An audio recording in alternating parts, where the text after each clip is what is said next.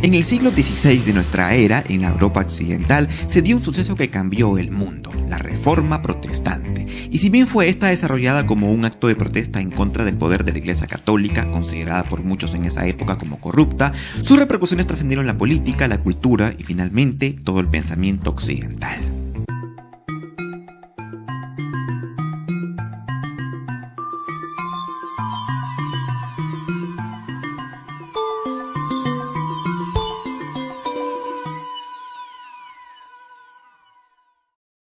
La Reforma Protestante amerita un análisis desde muchos puntos de vista. Podemos narrarla desde la perspectiva católica, podemos narrarla desde la perspectiva protestante y también podríamos narrarla desde la perspectiva atea. Sin embargo, en este video voy a intentar hacer una mezcla de estas tres versiones. Superada la Edad Media, la Iglesia Católica era una institución que tenía muchas deficiencias y muchos defectos, así como los tiene hoy en día. Pero para entender qué cosa era la Reforma, tenemos que entender el contexto, y aquí va la explicación católica del asunto. La Iglesia había sido una institución que a lo largo de su historia había ido de menos a más. Desde la antigüedad tardía, cuando Constantino autoriza el culto cristiano en el siglo IV, la Iglesia tuvo un papel secundario en la cultura del Imperio Romano.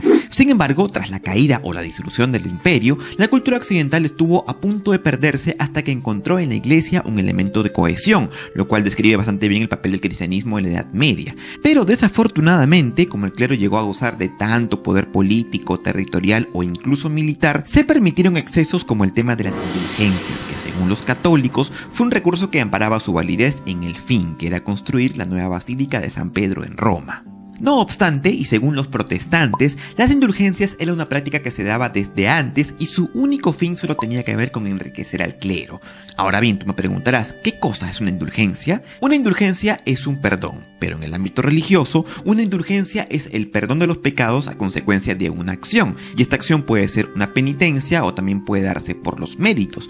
Pero en el contexto de la Reforma, una indulgencia tenía que ver con la riqueza, de modo que si tú te querías salvar en el más allá, pues la Iglesia Católica te decía que eso tiene un precio. Dime cuánto tienes y yo te perdonaré todos tus pecados. De esa manera aparece la figura de un alemán llamado Martín Lutero, que era un fraile católico agustino, que dijo no me parece esto de las indulgencias y tampoco otras prácticas como el llamado secuestro del evangelio, o sea, prohibir la difusión de la Biblia. Y tampoco me gusta el alejamiento de los principios basados en la Biblia por las tradiciones medievales, y así escribió sus famosas 95 tesis para manifestar su desacuerdo frente al Papa ante la corrupción de la Iglesia y plantearle una saludable reforma. Sin embargo, el Papa León X desestimó el trabajo de Lutero y dijo que aquellos eran los escritos de un borracho alemán, que cuando esté sobrio se le pasaría todo. Pero no se le pasó.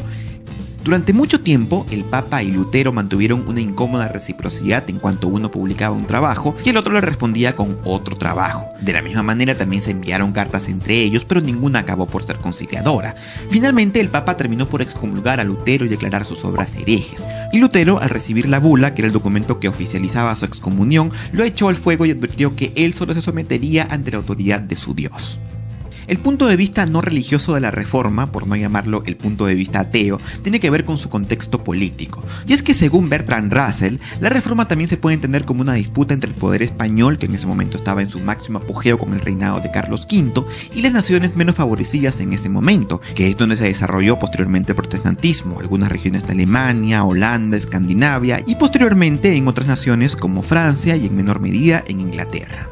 Ahora bien, el origen del protestantismo, según la perspectiva no religiosa, se da a través de la protesta de Spira.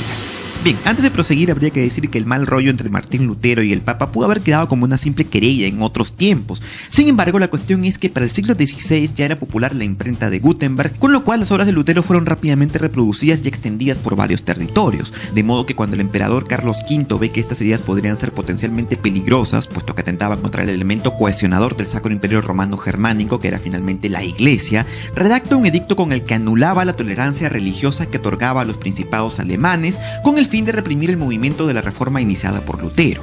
Naturalmente, a los príncipes de varios estados alemanes no les sentó bien la idea y protestaron, de manera tal que enviaron una carta de protesta a Carlos V, que luego no quiso leer, pero que los alemanes publicaron por todos lados, y esta constituye una declaración de independencia. Y es que en 1531, 2 años después de la protesta de Spira, los estados luteranos formaron la Liga de Esmalcalda y desataron 2 guerras contra el emperador Carlos V, las cuales finalizaron con la paz de Augsburgo, que dividió el imperio y otorgó a los príncipes alemanes la capacidad de elegir la confesión de sus estados.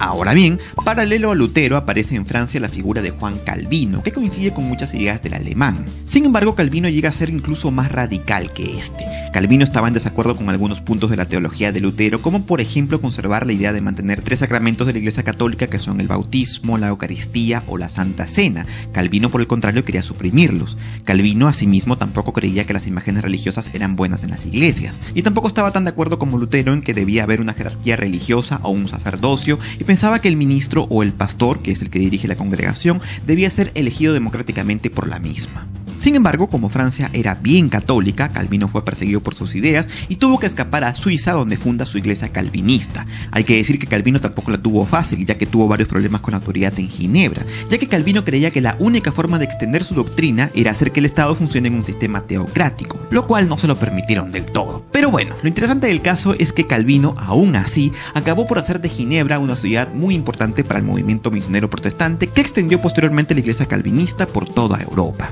Ahora, ¿qué hizo ante esto la Iglesia Católica? Bueno, después de regarlas, como siempre, el Papa León X debe haber pensado en su lecho de muerte. Ah, caray, lo hubiese sacado más barata si no llamaba borracho Lutero. Y así, tiempo después, a través del Papa Paulo III, se convoca al Concilio de Trento, donde se decide por fin: a ver, ¿qué hacemos? ¿Cómo le ponemos parche al asunto? Y así, en 15 años de discusiones llegaron a conclusiones más o menos previsibles.